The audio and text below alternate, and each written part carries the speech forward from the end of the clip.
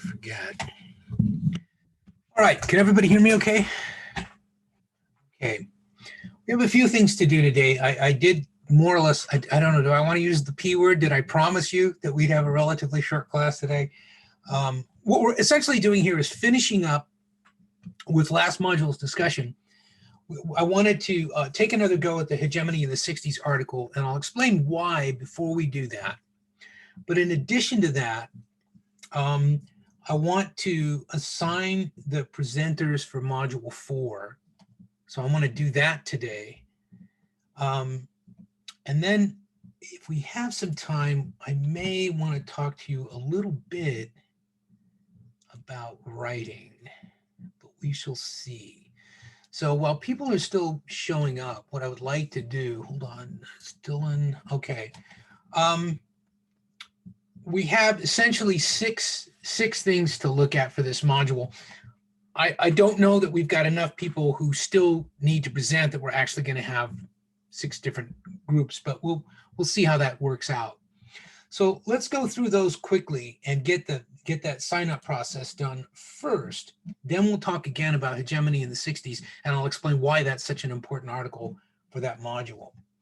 Okay, so the first thing we have is this softening of journalistic political communication.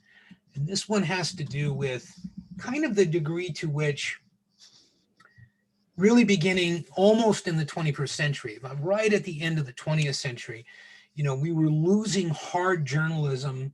We were losing the kind of reportorial edge of journalism, particularly in television. And what was being substituted largely was commentary, opinion, chatter, things like that, arguing. And so we lose a lot of the substance. It's harder to get news. So was there anybody who wanted to do that one? I'll do that one. Okay, Liam, you want to do that? I'll do it too. Who's I will do that too? Carson. Okay, all right. Yeah, you just got in there. All right, good. All right. Okay. I'm tempted to combine these. We could actually combine these next 2, but we don't have to. One of them is on something you probably have heard about, which is QAnon. The other is something you may not have heard about, which is Epoch Times. Now, what we're looking at here is the emergence of new journalism, in this case, whatever it is, new information conduits. And these just happen to be on the right for the most part. Although with QAnon, the thing that's interesting about QAnon is it's not a thoroughgoing ideological conduit of information. The main emphasis of it is, in fact, that there is a hidden cabal of powerful people. It tends disproportionately to dump on Democrats, but not exclusively. There's also a lot of suspicion of kind of what we're called rhinos, Republicans in name only, and things like that. So it is arguably conservative in its main thrust, but some of it is kind of libertarian as well.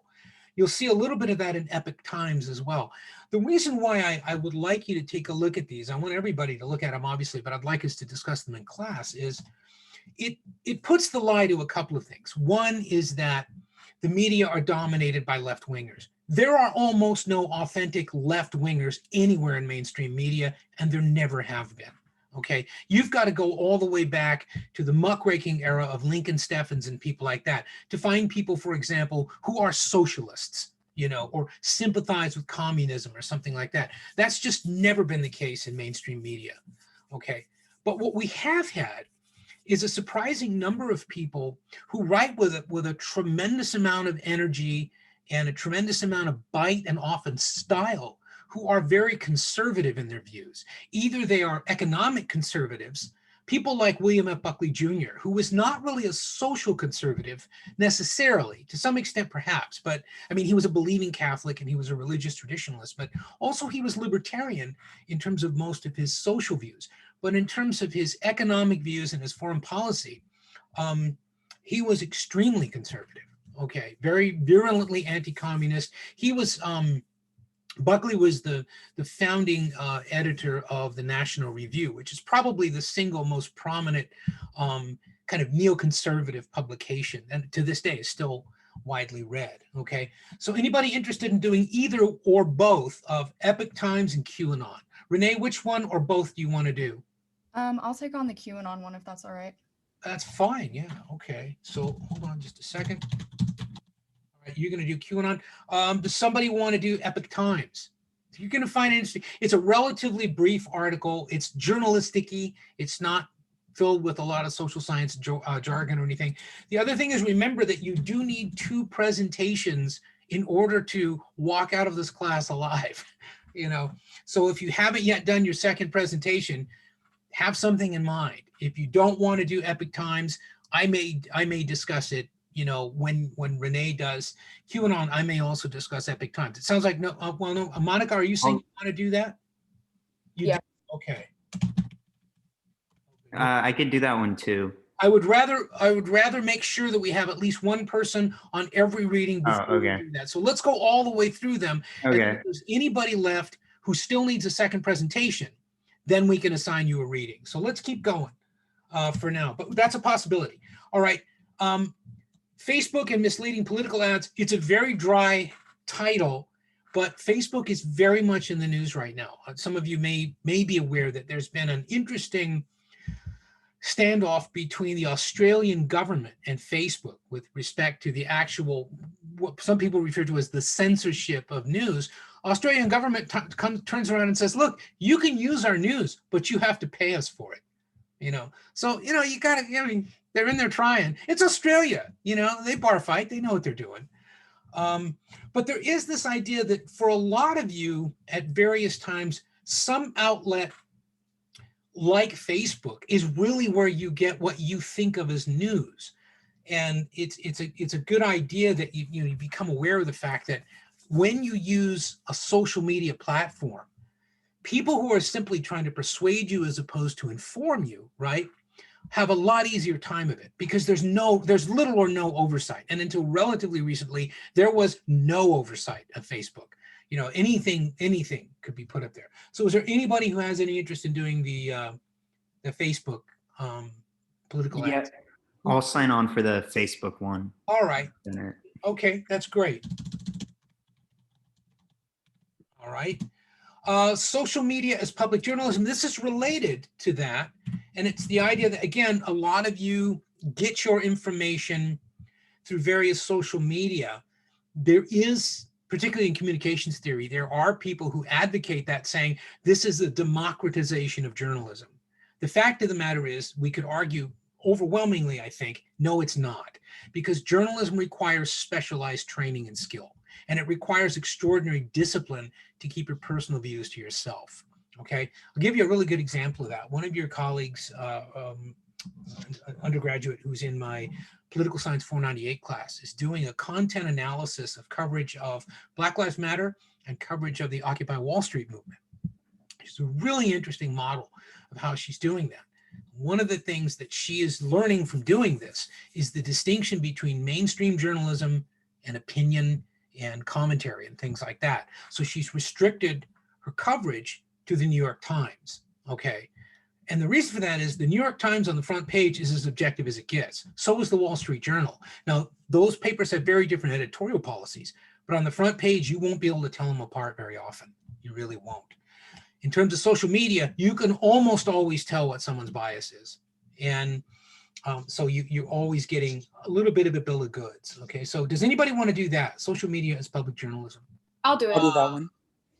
Well, let's see, Georgia had her hand up first, but didn't say anything. So let me. Okay, now here's where we are. We have at least one person for every one of these because Sarah Hanna is going to do online petitions. Okay. So now we can go back. Now we're looking for, we've got 2 people doing softening of journalistic political communication. That's a fairly technical article, so you might want to communicate and divide the labor a little bit. Monica's doing Epoch Times. Is there anyone else who hasn't yet done their second presentation who would like to do either that or the QAnon discussion? Each of them is about 10 pages long. I could do the Epoch Times one. All right, all right. Let me put you in there. Do you pronounce your name Olderich or Olderich?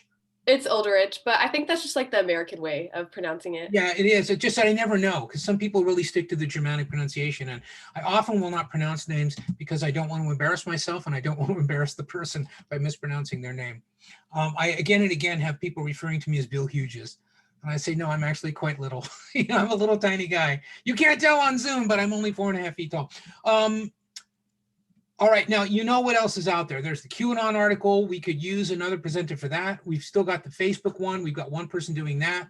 We got the social media as public journalism. We've got Georgia, one person doing that. And then we've got the online petitions article. Any interest there from someone who needs a second presentation? I'll do the social media for public journalism. Okay, great. All right.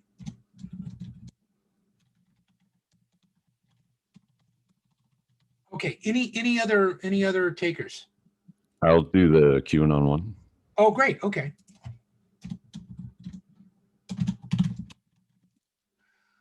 I think, let's see. Okay, the only other ones we might still take a presenter on, if there's someone who needs the work, would be the Facebook one or online petitions. Online petitions is pretty narrow and specific.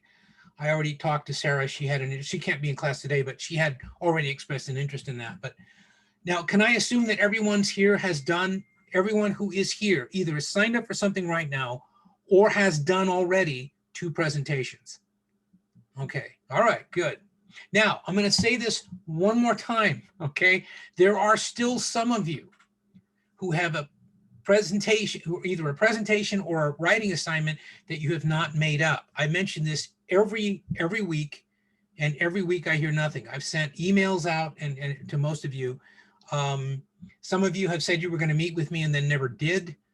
You need to at least attempt and complete every assignment in the class if you want to pass the class, okay? There really aren't any exceptions to that. And that should not come as a shock to anybody, okay? I mean, I make it clear in the syllabus. I think I've said it at least once in every class, usually before we start recording. You know, I'll go over the housekeeping stuff, but I wanted to make sure I recorded it this time because now we have evidence. Bill has said this, you know, a couple times in class. So if you say you didn't do the module 1 assignment, all right, I'm going to have to grade you down because it's late, but better that you lose a few points for a late submission, but get some credit than get no credit at all. Okay, so it's your responsibility. I'm not going to do any more effort to track anybody down. If you don't do it, it's the easiest grading thing in the world. I can just, you know, when I add up your points, you know, you won't be able to pass. So I don't know why people don't pay attention to that, but they don't. Okay. Are there any questions? Did everybody make a note of whatever it is they're going to be presenting on? Do I need to go back over those and repeat any of them for anybody? Are we good to go? All right, so we've got those. We're all set for that module. Now, one of the things I wanted to mention here was with respect to the notes that I've been asking you to use.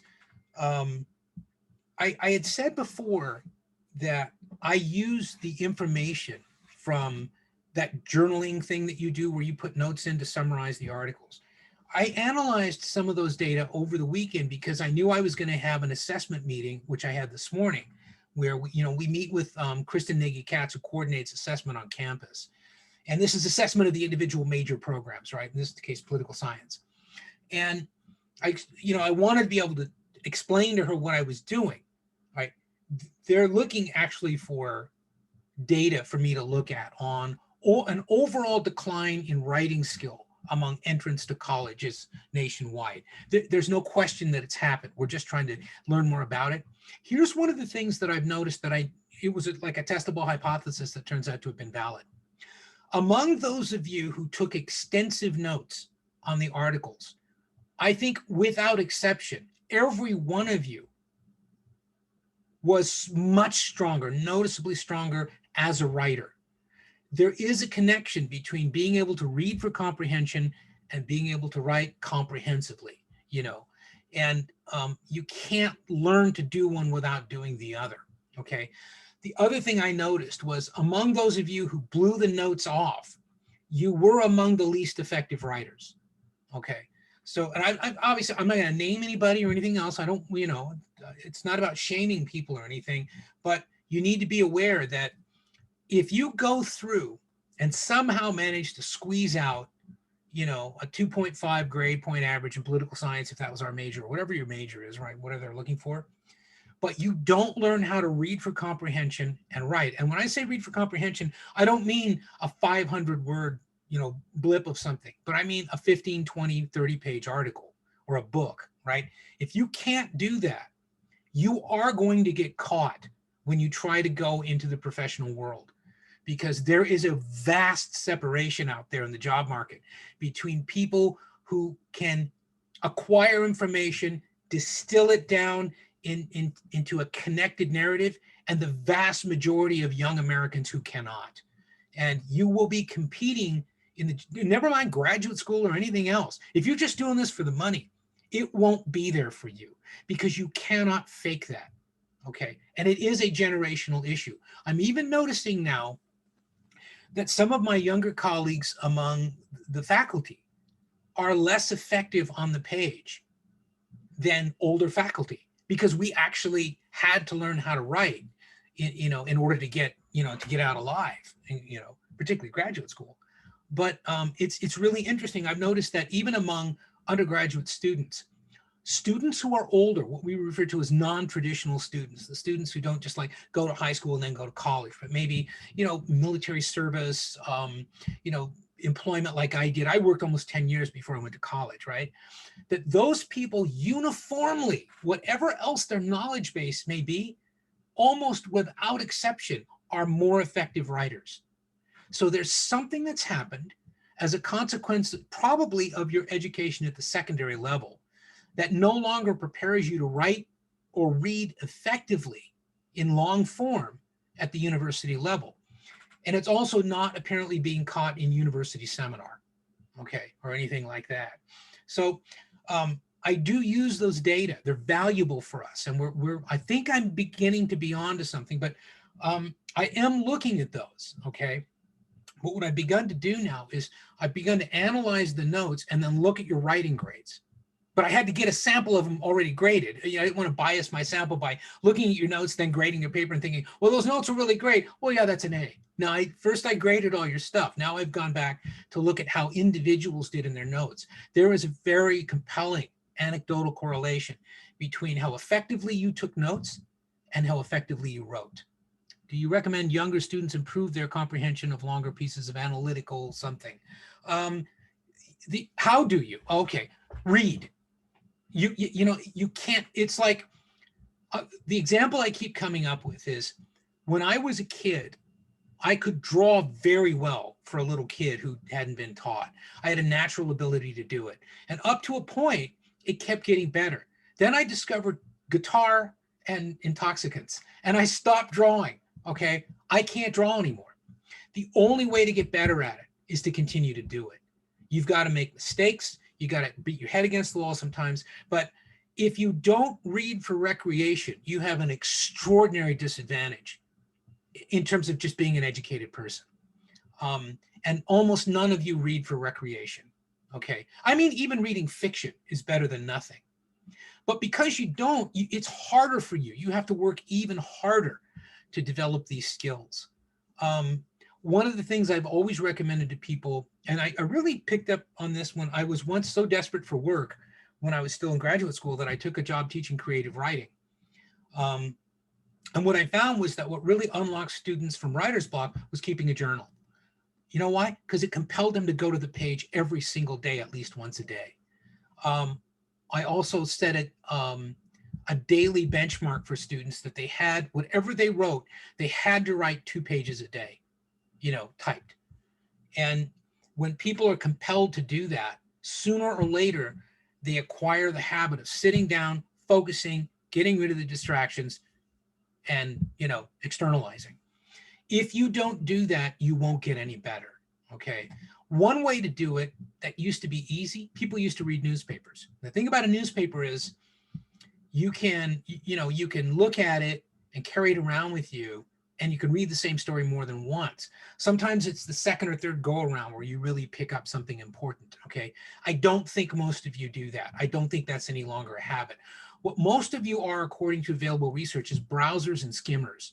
You know, you look for, to be cynical, I would say you look for clickbait. But what you look for is things that pop on the page and grab your attention. So you're looking in a series of glances. Okay. Old school. That's what we did with the front page of a newspaper. The purpose of the headline is to catch your eye as you're scanning across that vast sea of type, right? But then the idea is you've got a pretty standardized lead paragraph that summarizes the salient points for you. Well, in most of the academic writing that you get, there's either an abstract that does that for you, or it's done in the first paragraph or so. Here's the problem I'm finding, though, when I meet with students. A significant number of you can't read in one sitting one paragraph of academic writing without having to stop. It just bounces off of you because the writing is dense. There may be jargon. Your vocabularies by college standards are limited to the extent that too many of the words are new for you. And a classic example is the one we're going to talk about right now, this notion of hegemony. Okay, when we tried to talk about hegemony, you know, it occurred to me, you remember at some point I just stopped and said, you know, do you want to do this again when you've had a second go at it? Because I can tell if we can't define the term, we can't talk about it. And the class wasn't ready to talk about it. Those of you who tried to write about it, and it was very few of you, most of you were not yet ready to talk about it. You skimmed off the top something or got something out of the abstract and that was it. Okay. This is not meant to shame you, as I say. It's not meant to make you feel bad, but consider it a kind of a yellow flag. It's like, you know, this is really going to come back to torment you when you're trying to get out of here. Or worse yet, when you somehow do get out of here, you're carrying, you know, $60,000 worth of debt. You're trying to get a job and you're competing with people who picked up those skills in college. And they're going to get the gigs and you're not. So again, it doesn't matter if you don't care about just, well, I want to be an educated person and all that. You know, I'm American, I don't care about that, but I want to make money. Okay. There is money in skill, not knowledge, skill. What you learn here is less important than the ability to learn and to assimilate and to explain. Okay. Those are much more important skills that you acquire or refine with a proper education than just facts in your head. Okay, facts in your head change all the time, or at least they should. That means you're learning. But your ability to learn is limited significantly by your inability either to access the learning or the teaching of others, especially in print, and to distill that into some sort of connected framework that allows you to make sense of it. All right, so writing is really important. Now, in that context, then, if we go back, as we are going to do now, and we're going to revisit this notion of hegemony. Okay, I don't want you to just start at the top of the article and tell me what's in the article. I already know what's in the article. What I want you to do is explain to me. All right, I use that article because it explains that period of time. The late 50s through the early 70s is captured as a struggle, a hegemonic struggle and a counter-hegemonic struggle. You know, when we talk about the neoconservatives, they were struggling to hold together a certain kind of consensus, okay? The 60s radicals, to some extent, were pushing against that, and much of it they broke simply by pushing against it, okay? What they didn't do is really establish a counter-hegemony, okay? But before we can pursue that, and this would be either Lillian or Liam, I want you to explain to me, you know, you've had another week now, in addition to the time you had before, to think about this concept of hegemony, what it means, and more importantly, what it means here almost in more of a kind of a political and cultural sense for the United States. When we're talking about hegemony, what are we talking about? Either one of you.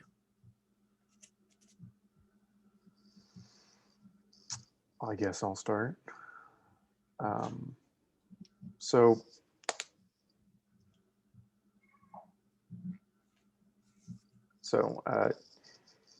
hegemony, as Gramsci kind of laid it out.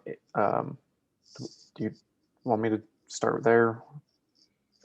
If that's the place from which you can explain it to us, then yes, start there. Gramsci's a good place to start because he kind of developed the concept.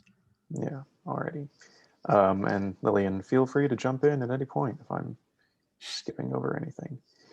Anyways, as Gramsci defined it and laid it out, it's the kind of power of a ruling group or class over a secondary group that manifests itself through either domination or a form of leadership. In our case, through it is embodied through capitalism and the mechanisms of capitalism wielded upon the working and lower classes. And so it hegemon is exerted ideologically in well, anyways, wait a minute. You can't do that, man. You can't I leave us can't do hanging what? there. There is no anyways. In other words, you make a point. You were making a good point.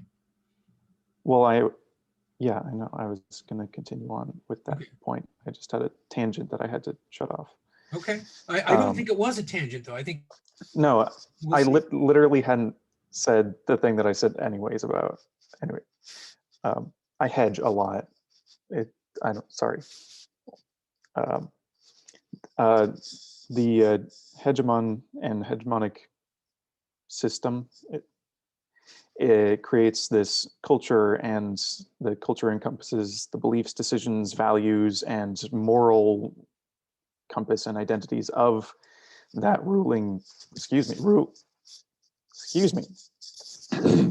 ruling group, to create a status quo or things that just seem normal or tradition.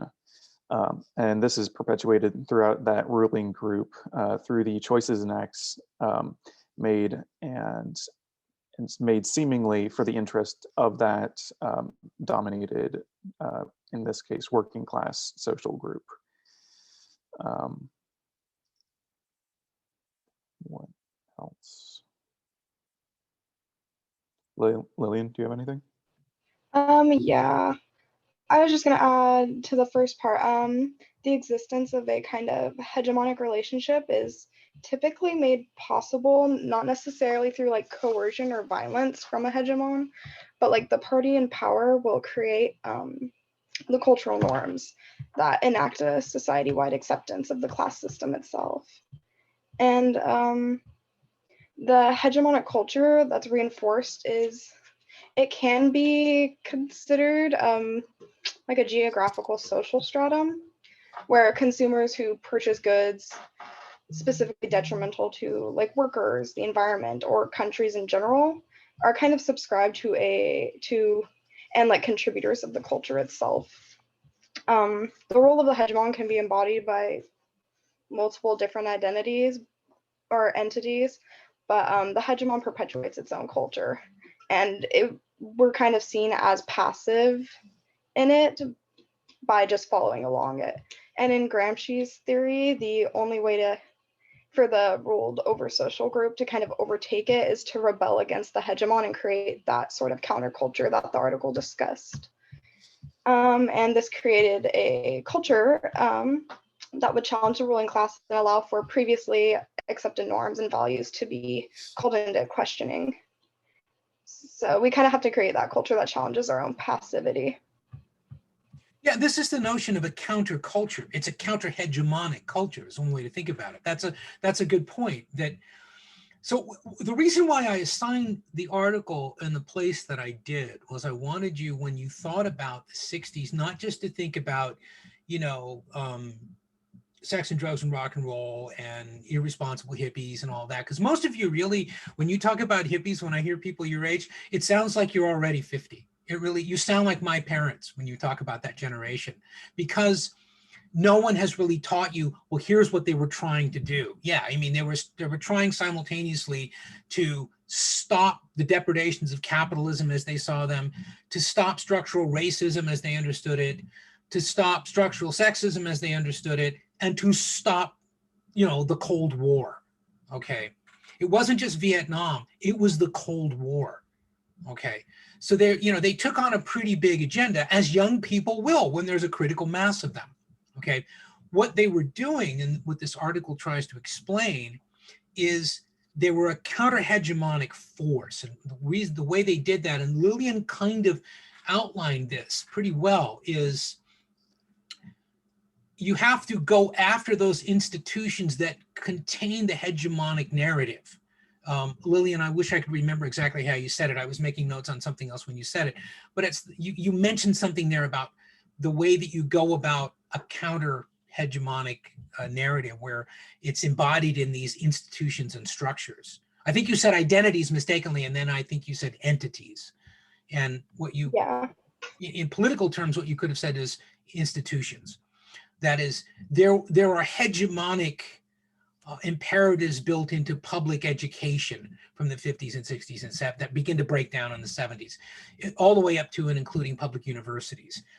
They're in places of business. They're in places of religion and worship and all this. And they are these hegemonic reinforcers. Now, remember, the notion of hegemony is not a conspiracy, nor is it necessarily uniquely evil. Okay.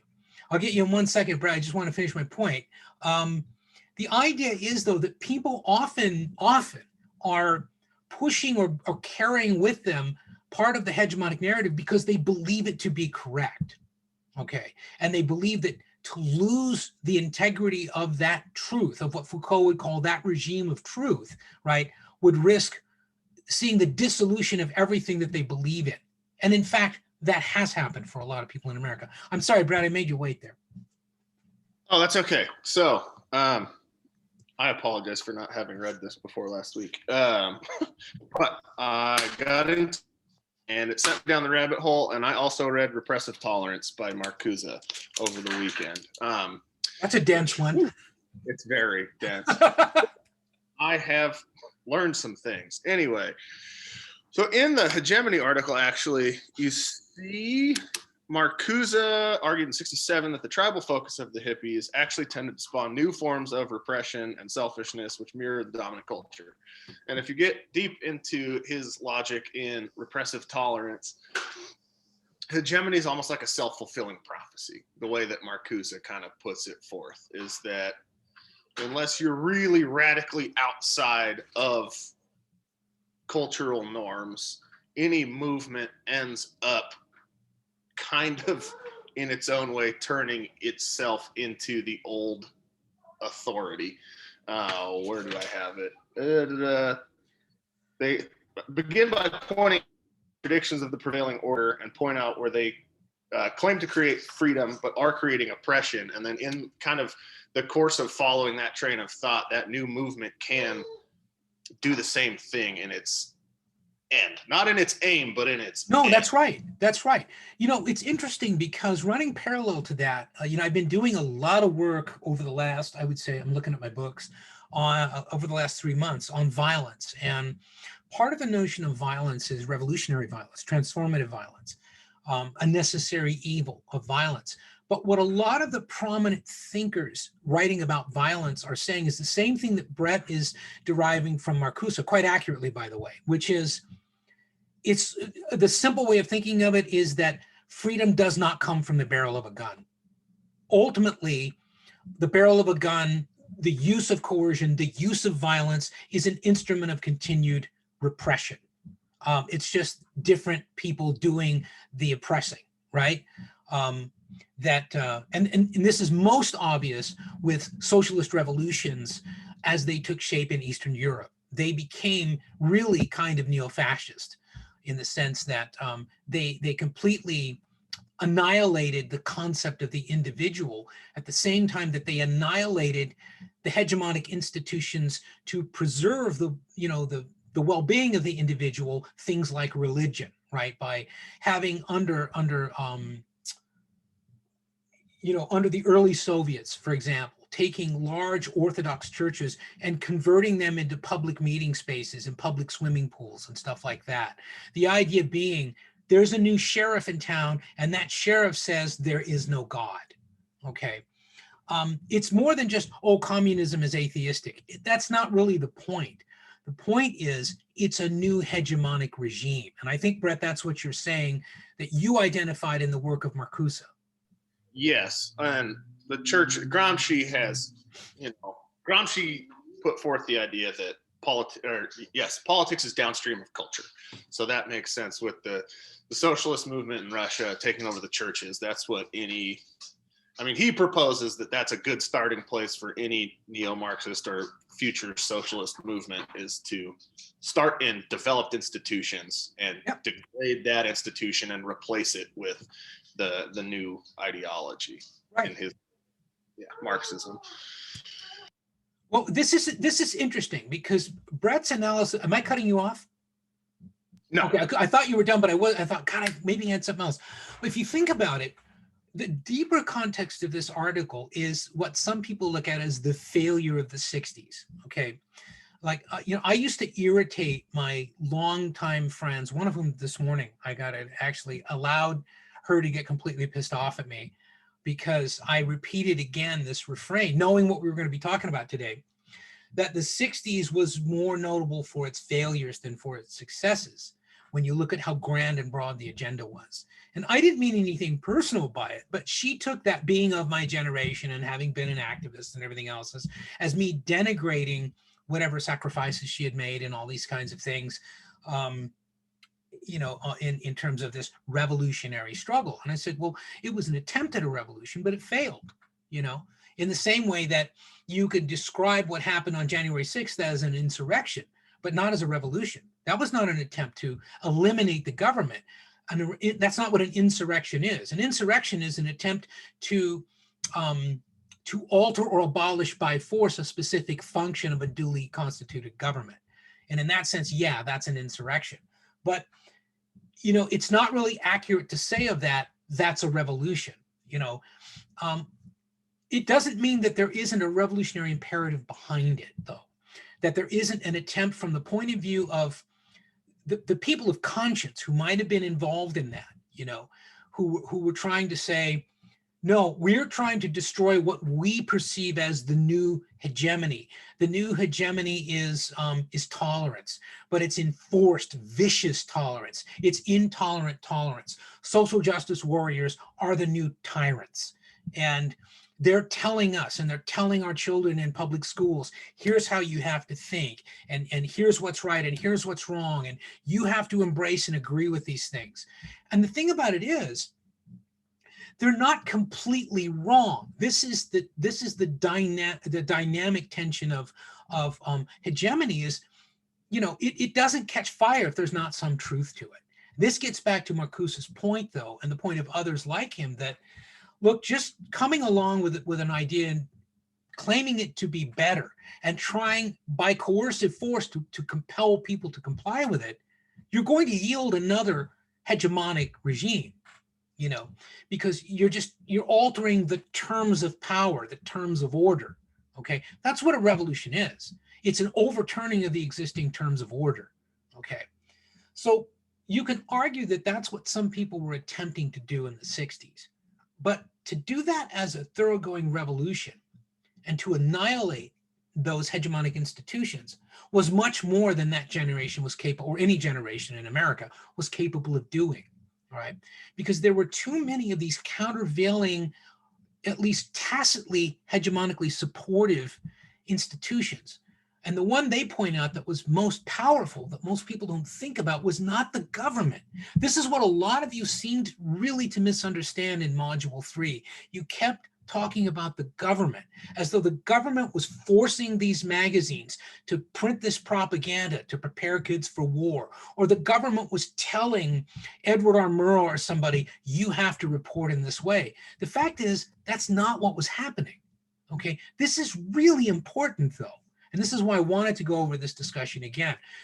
Liam and Lillian, this time around, you gave us a much clearer insight, I think, conceptually into what hegemony is. So that, redemption, well done. But I want you to try to think about the meaning of that, because what they're arguing here is everything that we're experiencing right now, what we see, what is described to us as polarization, or, this kind of lunatic fringe that seems to be getting a lot of attention on social media and all this, all of that was prefigured by that hegemonic cultural struggle of the 60s and early 70s. Because the theory goes, the real hegemonic institutions that were most likely to be able to preserve the order were not governmental, they were commercial.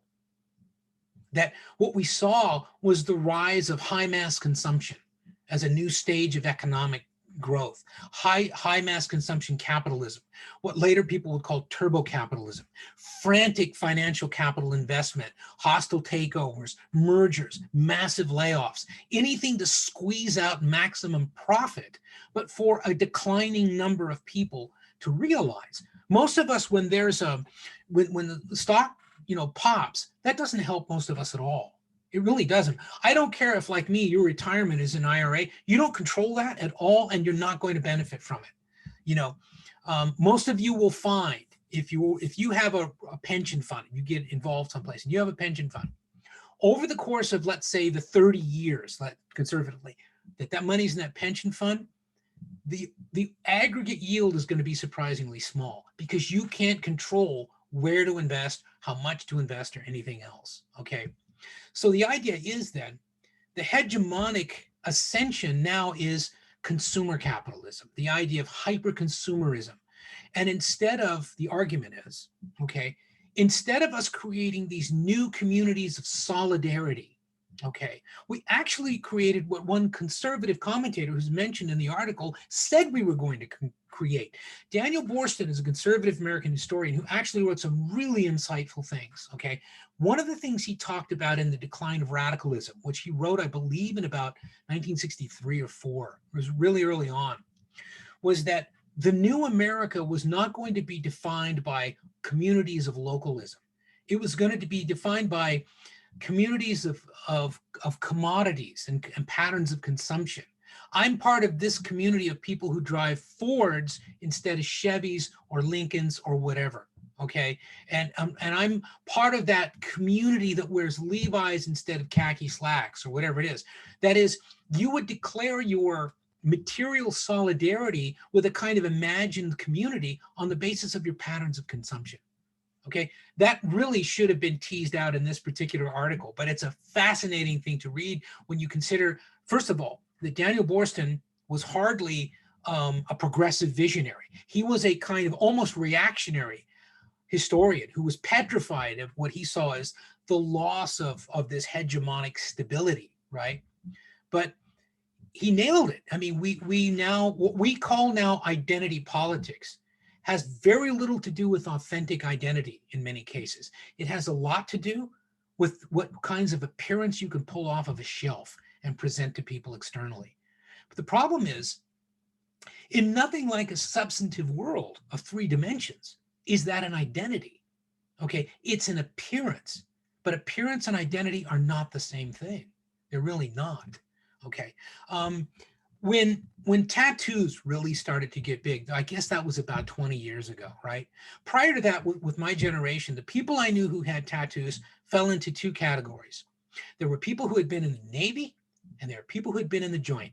And you could tell people who'd been in the joint because there's a certain kind of jointed one tattoo that you get when you've done time. And if you see those teardrops, that means they killed somebody in the joint. That's what it used to mean. I swear to God, I saw like an 11-year-old kid in Ashland one time who had a teardrop tattoo. And I felt like telling his parents what that meant to shock the shit out of them, But see, that used to be a declaration of identity. Yeah, I am a stone cold killer. It isn't now. It isn't.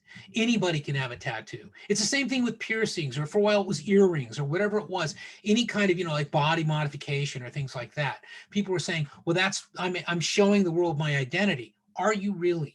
What does it really tell us about you? More importantly, what does it tell us about you that is of value? Right? That's identity, if you think about it. So this is kind of what this struggle over hegemony is about, is it was framed as a struggle over the integrity of identity. Let us be who we really are. In other words, don't capture us. And I would say, Lillian, you raised an interesting point.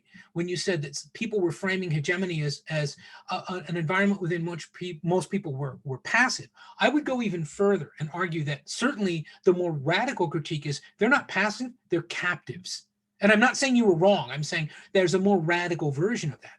You could just as well say now of people who do all these different kinds of things like the hipster culture in Portland or whatever it is, they are captive of a certain marketing imperative that says, if you want to be accepted, you have to do these things.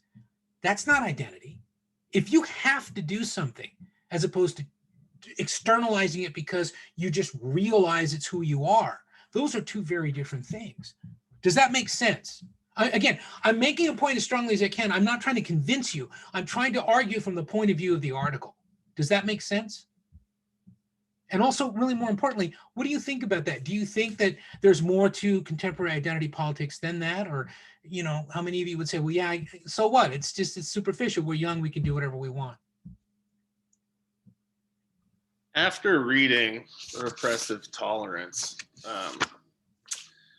boy, oh boy, is this exactly, are we not living exactly in what Marcuse was writing about in that essay? Almost. Like, it's shocking. That was an interesting one to go through, given the current climate of. You know, it's funny because I almost assigned that, but I thought it would be a little too heavy going. Yeah, it's dense. It's dense. Yeah. I don't know if you're familiar with James Lindsay out of University of Tennessee, but he helps break it down quite Nice. well. I should look that up. Yeah. I should look that up. Anyway, so yeah, they're like the repression of art and the repression of self-expression and all this stuff is like, he wrote about that published in 1965. He also came on later and decried people who had used his philosophy and said that they did it wrong. So I don't really know how to get in the head of Herbert Marcuse other than, I mean, he's dead now, but other than hanging around him, it seems like he would have had to hang around. He seems like one of the thinkers who said, I know exactly what you need to do to make sense of everything, but you have to follow exactly what I have to say. And that might shift. I don't agree. I mean, we had a professor here who just recently retired, Gary Miller, whose mentor was Herbert Marcuse in Southern California when he was in college. And he was, I only saw Marcuse speak one time. And he had a really bad problem with speech. He was sometimes really hard to understand. And then he had this sort of German accent as well. But his whole thing really was, remember, he was fleeing Nazi oppression and what came after it with communism. So his fear is totalitarianism. And when he writes about sort of, repressive tolerance and things like that, what he's talking about is kind of totalitarianism coming in the side door and flanking us. He wrote about that in One Dimensional Man too. So I think where his work was abused was when people just sort of baked it into some neo-Marxist notion of anti-capitalism. He was much more expansive than that. His wasn't just a critique of capitalism. His was a philosophical critique of the tyrannical abuse of power and the herd-like impulses of people, which terrified him. He's a logical successor, not to Karl Marx, right? He's a logical successor of Friedrich Nietzsche. In that sense, I argue. In fact, I had gotten into this dispute with people who know more philosophy than I do, but I don't really care. I mean, when you look at his work as a body of work, you can't just think of him as a Marxist. It doesn't work. And I think that's what his concern was toward the end of his life, was that these people were making him into something he wasn't, which was a structural Marxist, because he wasn't. Okay. So what I'd like you to do, all right, this is one of those, I don't want this to be disposable for you. I want this to be tattooed on the inside of your brain. That every single time you see the embodiment of a categorical statement, and particularly a statement of judgment that's levied in social media or anywhere else you might encounter it, start to ask yourself, what do I buy if I obey this? What do I risk? And what risk is there if I thwart this? How, am I enough of an individual? Do I have enough of an identity to stand up to someone who says this is the right way to do things? If you are going to speak, you have to use this language. If you're going to speak to me, you have to use these terms, and you can't use these terms. Just ask yourself, whatever answer you come up with is yours, but ask yourself really, and do it more than once. Why should someone be able to tell me how I speak to them? This is my identity. These are my words. Okay. I'm willing to stand by them. Okay. Now, some other people will say, yeah, but you can't just gratuitously use obscenity. Why the fuck not? Yes, I can. I just did. I don't care. I didn't hurt anybody. I got your attention, right? I mean, sometimes that's what it takes. You try, right? You try keeping a room full of people amused in the 21st century for an hour without doing that. And you tell me how you do it. Okay. But more than that, when somebody says to you, well, you have to tolerate this. This is what Marcuse was concerned about. When someone says that, in other words, the gateway to tyranny for him could be seen as a kind of enforced tolerance. You have to do this. Well, if you have to do something, that's not tolerance, that's coercion. There's a contradiction in those terms. If you're tolerating something, it's because you're willing to do it. All right. That is, you are declaring as an individual, I don't like this, but on balance, I don't think it's doing sufficient harm that I feel any reason to compel those people to stop. I can voice my displeasure with it, but that's okay.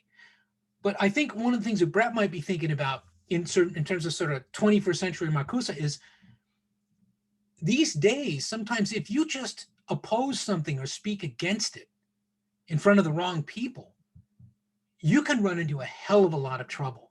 That is an indicator that you've encountered a new hegemonic regime or someone aspiring to exert hegemony over you. Because if someone's actually trying to constrain the articulation of your thinking, they're trying to control you. They're trying to control you. That's what Marcuse was concerned about. So the idea here is it wasn't some vast dark conspiracy of the government that captured the American people and made us into a bunch of Soviet-style drones. It was the freewheeling self-indulgence captured by marketers to trigger us into these, what a conservative historian, Daniel Boorstin, described as these, consumption communities. Okay, it was brilliant, and it wasn't the government. This is one of those things where the private sector just did a better job than the government, and I think to this day, it holds true. It absolutely does. That's the point of the article. Okay, now, what you think of that is your own business, and what you make of it is your own business. I think it's one of those things where I think, you're always, you're entitled to your opinion, whether or not anyone thinks you should be. You are, because, the law says you are. But the point of that module and of that particular piece is to encourage you in a kind of healthy institutional skepticism, not just the automatic gainsaying of what other people say, but also to be deeply and profoundly skeptical about anyone who arrogates to themselves anything like an ultimate truth.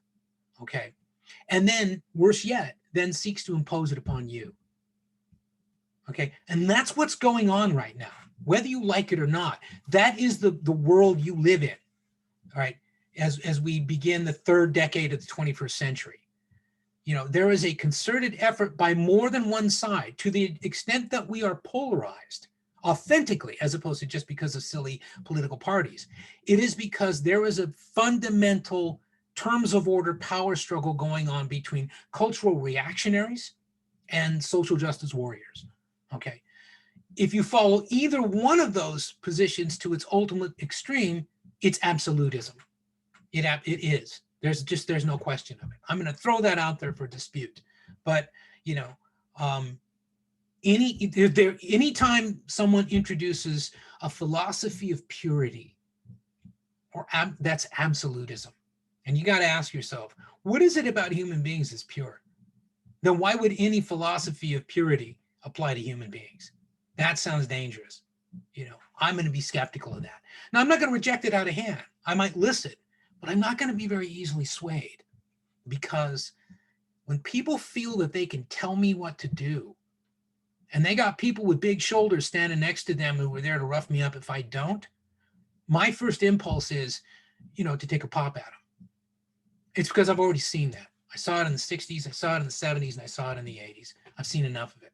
Okay. You have not yet seen enough of that. You will. You absolutely will. And believe me, it will not all come from, you know, Trump supporters or something like that. It won't all come from conservatives. It's not all now coming from conservatives. It's not. It's a much richer struggle than you might see.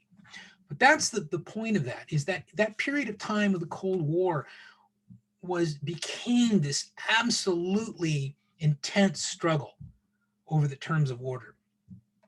Now, are there any questions about that? Again, remember, I'm not asking you to agree. I'm asking you to consider it, kind of, you know, fold it in with what you understand of your own history and things like that. And if it makes sense, it makes sense. Then what we need to do, okay, is talk about where we're going to go for the rest of the term. Okay. This last unit, I'm going to suggest to you, is a logical extension of this preliminary discussion of hegemony and counter-hegemony. Okay.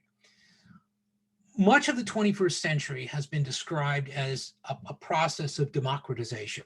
Globalization is a democratization of information and capital and all kinds of other wonderful things. Okay. And there's nothing but good that's going to come from democratization. Okay. But also, it's a democratization of information at home. It's a democratization of journalism. It's a democratization of the human narrative, American style. Okay. Here's the problem with that, though, perhaps. The automatic assumption, A, that we were ever intended to be a democracy in the United States. And there's a lot to suggest, including the words of the framers, that we were not intended to be a democracy. The construction of the initial constitutional apparatus of power, which was not democratic and not intended to be. Okay.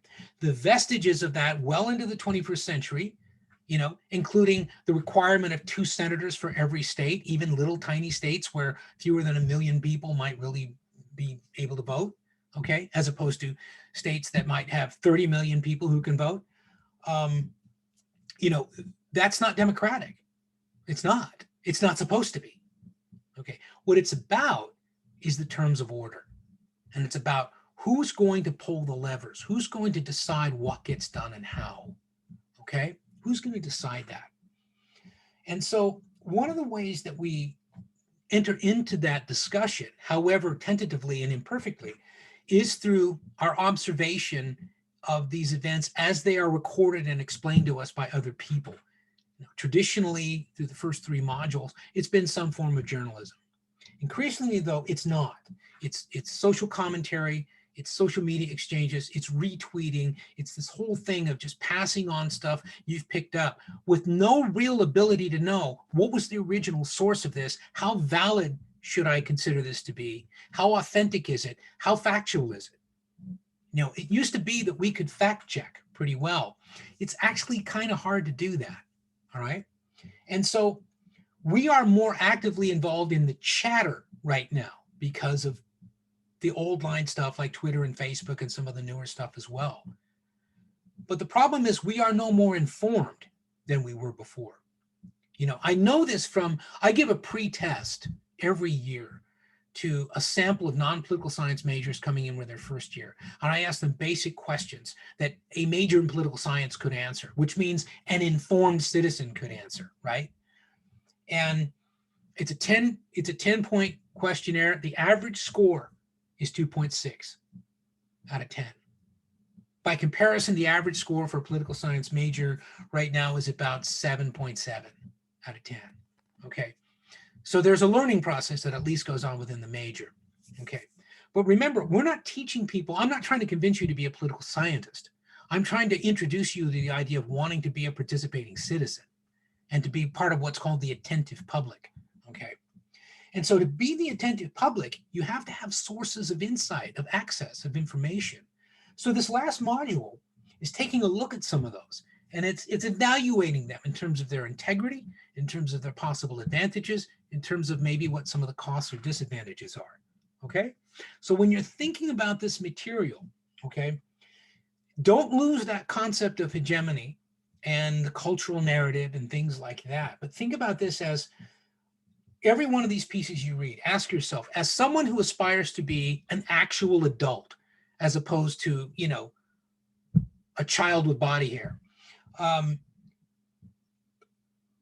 Each of these media described here, does it help me do that? Does this thing help me do that?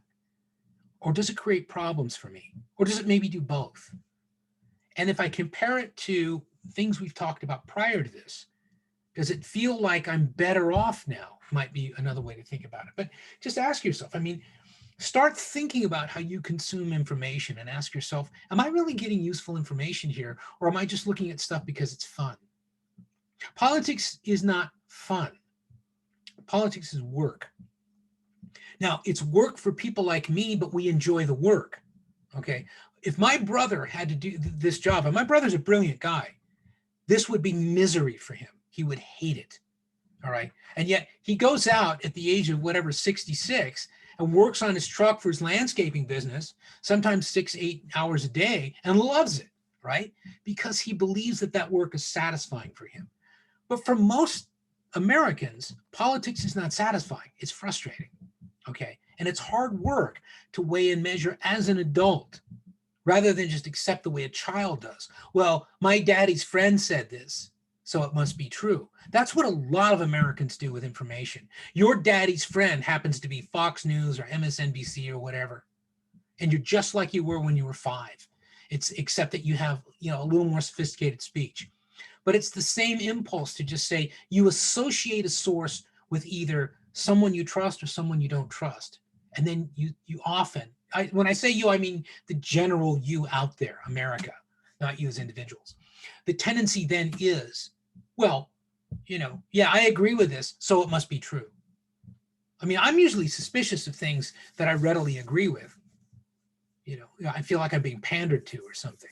Okay, so when you think about these literatures and that we've got here, and when you think about the presentations, I want you to kind of evaluate those in terms of what use do I make of these media? How productive is that use that I make? You know, and go from there. Now, the thing is, remember, this is the last writing assignment or presentation, obviously, but this is the last writing assignment you have. You have until week 11 to finish it. There's no reason why this can't be overwhelmingly the best work you've ever done, okay? I'm going to expect really good work, both in terms of the presentations and in terms of the writing, because you've had a lot of time to think about this stuff. You've got a whole backlog of decades and decades of you know, developments in technology and the way we've used the technology to disseminate information and everything else. You've got enough context, both culturally and politically, to make sense of these things. So what I'm going to be looking for in the last assignment is some indication that compared to the insights you had in week 2 or 3, you've actually learned something, okay? So that's what we're looking for. Does anybody have, let's see, the week for module is the last assignment. Week for module, let's see. Is there another writing assignment for the final? No, I don't believe in finals. Finals are for communism. You know, I just don't believe in them. Finals are fake. You know, they're fake news. I look at your work in the aggregate. When I finalize your grades, what I will do, I go back through all of your papers one more time, and I don't just look at the scores. I look at the text and see, is there a pattern of development in the sophistication of your thinking? Have you been able to connect literature, maybe from prior modules into this one, even if you weren't required to? Is your thinking more comfortable on the page or in presentation? And that is largely captured by notes.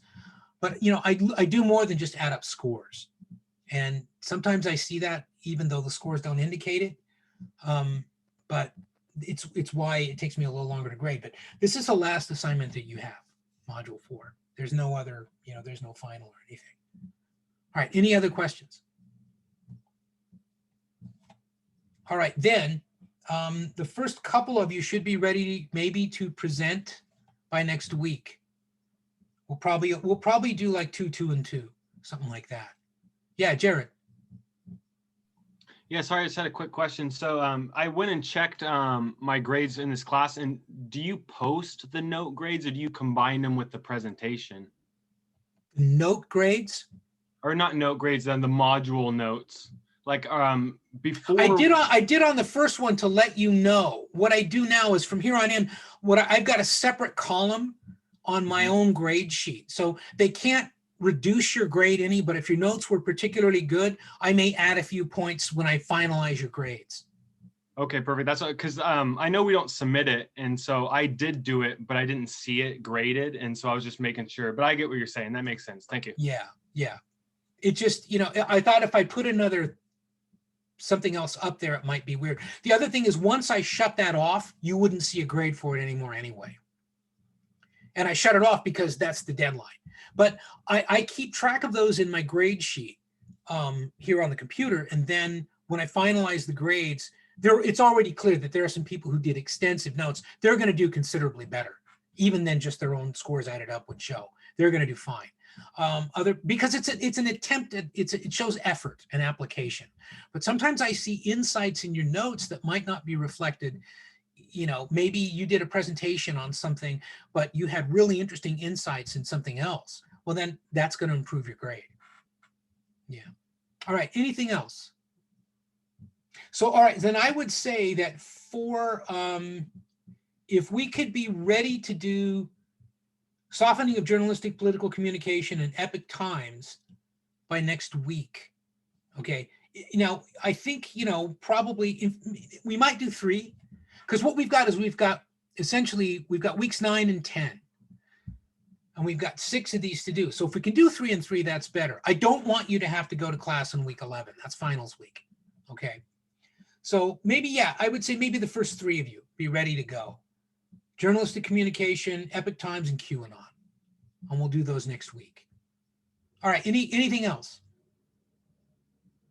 All right, great. Then enjoy your weekend.